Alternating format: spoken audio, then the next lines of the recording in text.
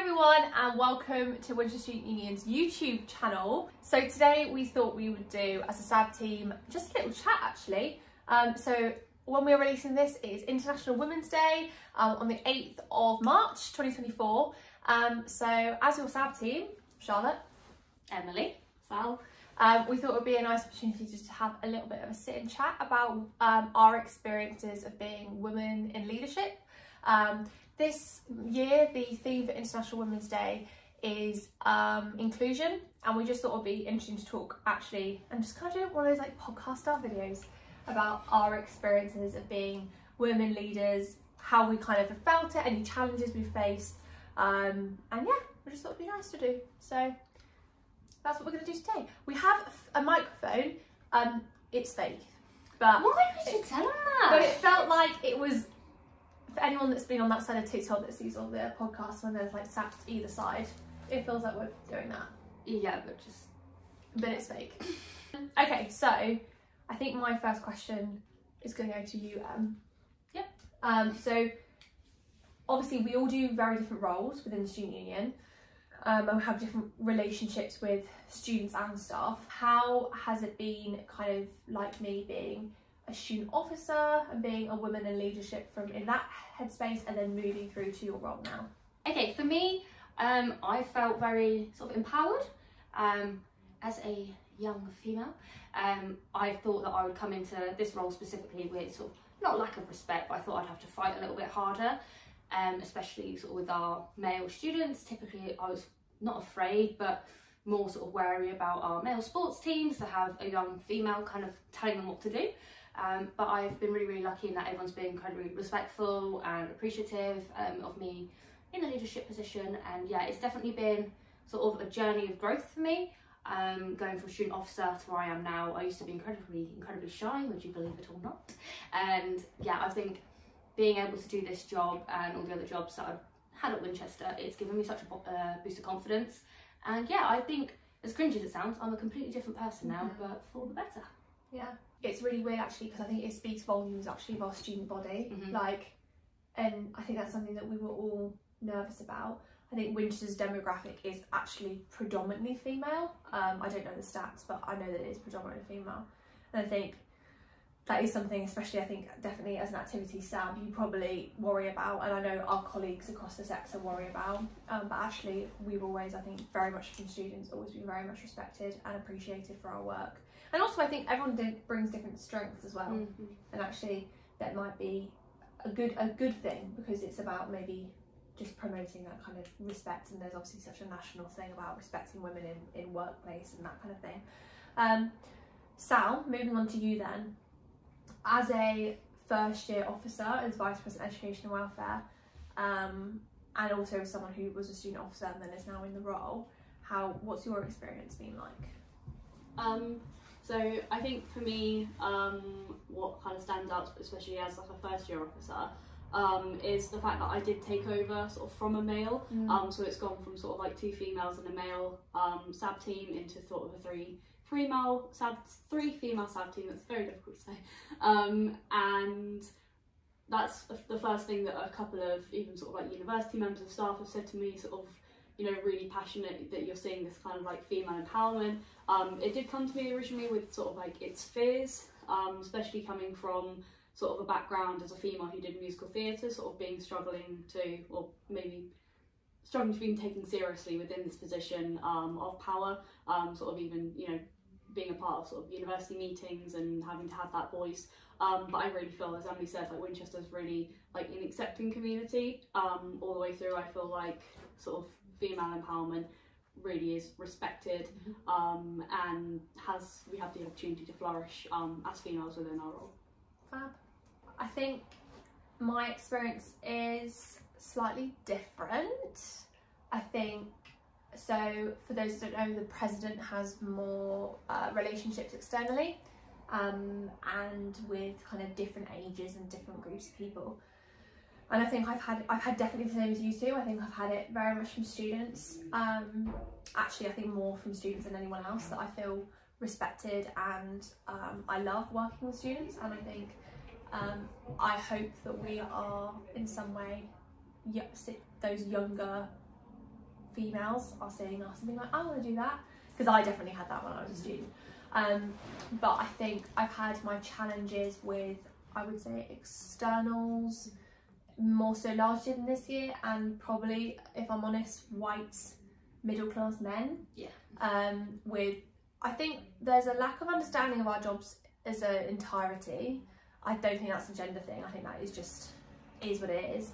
But I think specifically because we are white women, young white women, we've had that before, and we also are massively acknowledged by privilege in that as well. And I'm sure for others, of course, nationally and internationally, it's a completely different picture.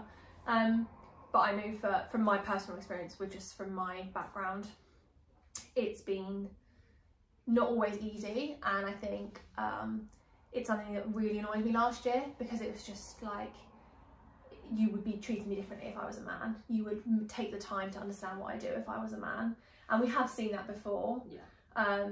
Obviously, me and Emily were both in a SABBS team last year with a man. We've had obviously loads of amazing previous male officers, and I'm sure they had their challenges as well. I won't speak for them, but I think there is differences. There's differences how you're treated by certain people. But I think one positive is, as we said earlier, because Winchester is predominantly female, and we are such an inclusive, hopefully inclusive space and community, you get more and more officers from various different backgrounds, and actually the whole point is about creating those spaces. Okay, another question. Have you had any other experiences of being a woman in leadership that isn't to do with student union? So in terms of leadership when I was a student, it didn't really sort of stretch anything past, well, basically I was a committee member on an activity group, and it wasn't really like a sort of male dominated. I'd say it was sort of fairly 50-50. And I think sort of the willingness that I had to sort of be in that role within that committee, the fact that it was sort of like an even split between sort of like females and males, was something that it never really sort of was something that I really recognised until sort of someone would say to me, you know, what's it like being on like a mixed sports team? You know, how is that of having, you know, a complete mixture of sort of like genders across the board? And when someone sort of like recognises and brings up sort of like the idea of your gender even having the part to play at all in the position, it really, to me, it just sometimes just doesn't make any sense.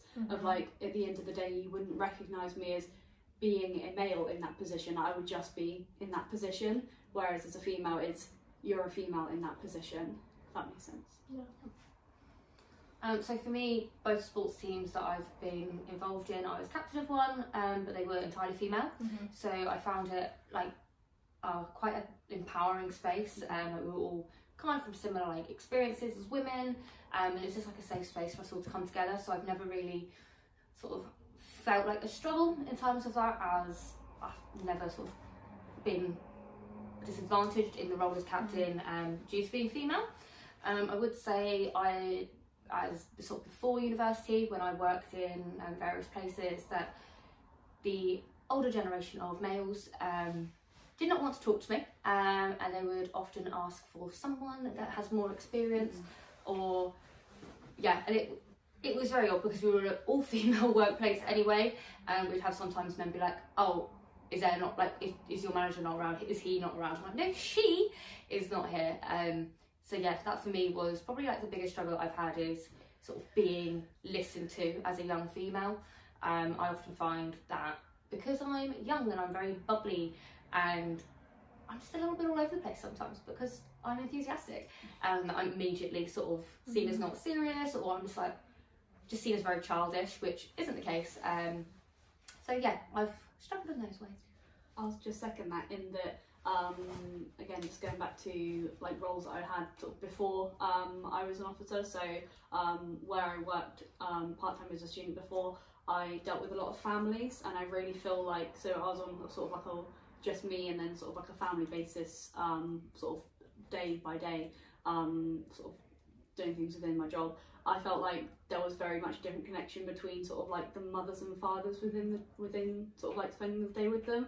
I feel like they both have a completely different understanding of like sort of who I was as a person, sort of getting to know me throughout sort of the day that I would spend with the family, and sort of so that changes kind of where with say sort of like with the females, with the mothers, it would be much more of like a I'm going to get to know you on a more personal level, sort of who you are as a human being behind that role, whereas with the males it would be more I'm going to test you sort of secretly on your knowledge, I'm going to quiz you on this and, you know, maybe give you a funny look if you're a bit unsure about something. So I'd say that's my experience kind of before I was in this role here. Just want to double back a little bit. It's such an experience I've shared with you when we were in interviews, and it was us as 2 females and a male, and we found that we were interviewing just males that happened to be that were shortlisted, and we found on multiple occasions, even if we were asking the question, they wouldn't look at us to answer, they would look at the male in the room, which I think was a really, really standout thing to me, like something that I'd ever really visibly noticed before. And I remember leaving and being like, what the heck was going on there? And that's definitely a standout moment to me of, I have literally asked you the question, but you're talking to the man. So yeah, that was rough. I love how we're passing this around like you can only hear it. It's real, I promise. I think it's also, I completely forgot about that. Yeah. And I think that also was incredible because I think that was also an age thing too. I think it was also there's something sometimes comforting and less, I guess, judgmental about naturally going to the person who you think has seniority. So if you're in a situation, I mean, we always say, don't you, about they can't hear you if you don't hold it. Sorry. Sorry guys. About older people, like if you're saying in a cafe or something, you tend to feel more empathetic towards older people. So if an older person is unhappy about something, you probably, and it's bad, but you tend to probably be like, oh, okay, maybe there's less more empathy there, rather than if a young person was complaining about exactly the same thing. But I think that's a problem in itself. I think also then, that was just I think it was weird the fact that me and Emily didn't say anything to each other until I think it was like a little bit after we both went, did you? And it was like, yeah, did you? And I was like, it was just so odd. And from having done quite a lot of interviews since then, that wasn't a standalone thing. It does happen. I think actually really interesting as well, and this is really bad, I'm sure if any students are watching this, I'm hoping there isn't, but I'm sure there is some of you out there that will feel the same. I have felt less respected in my leadership roles in part-time positions than I have now. Now I work full-time. Yeah. Because I think now you work full-time, and when I'm a bit older, I realise, wait, why did I take that when I was younger? I think partly that is obviously we're in positions of responsibility now. We're accountable to you guys as students, and we are literally paid to represent you. But equally, and then I think sometimes like we've all done hospitality jobs, we've all done retail jobs, and you're part of the food chain, as it were. But equally, even then, it was that young female thing of you just constantly get told to do whatever, and loads of responsibility being put on you, and it's quite challenging, especially actually when you have male managers, because even if they don't actually think it subconsciously, they tend to emit some sort of hierarchy over you. Whereas I think interesting about student unions and the way student unions are formed is whichever the officer team is and however they're made up, that's your leaders. And we've had the same as our student officers, we've had varieties of different student officers as well, and actually that's what's quite nice, is you could have literally whoever, and as long as the student body let them in, that's who your leaders are. So no, I think that's really, really interesting. And it's also interesting actually from us all having different positions within the union. We've all experienced, we had a chat about this before we did this, and we'd all experienced different stuff as different people, and also we all did different courses, and we all kind of like came to uni at different times in different places.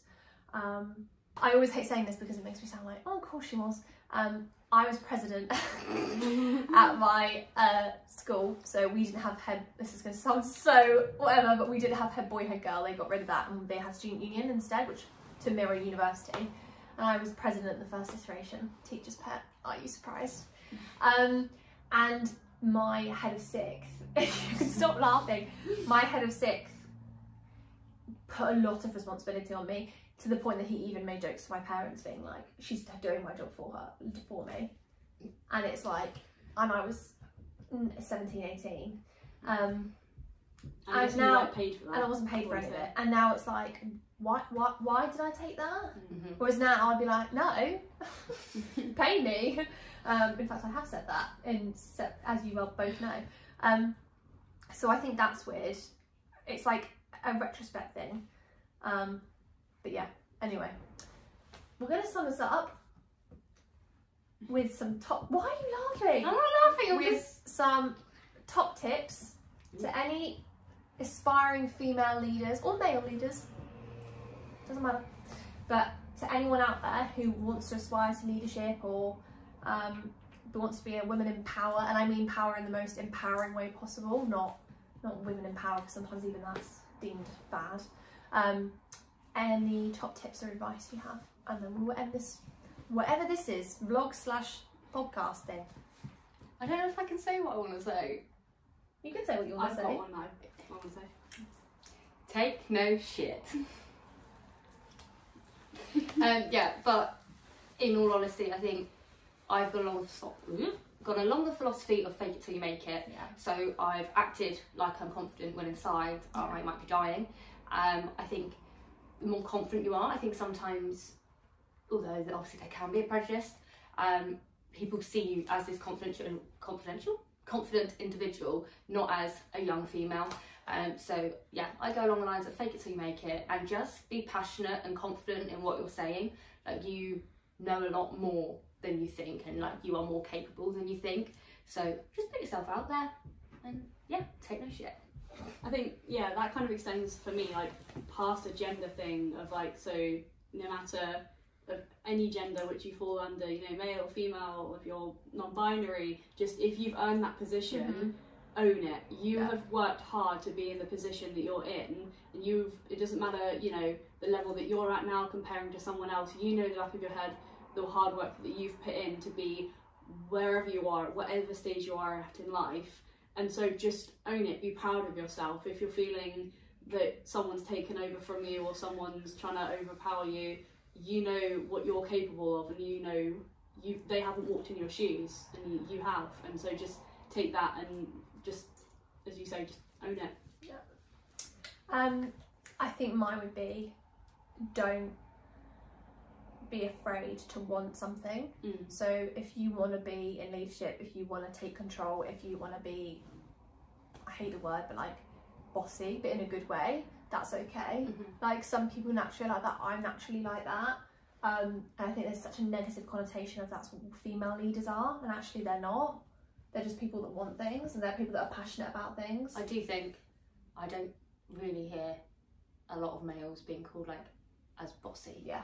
I think it is very It's much a female thing. female, yeah. And I think we all could do more. I think all of us three, but we could all do more to actually think of that as a positive rather than a negative. Yeah, that'd be mine. Well, this was fun. We've never done this before.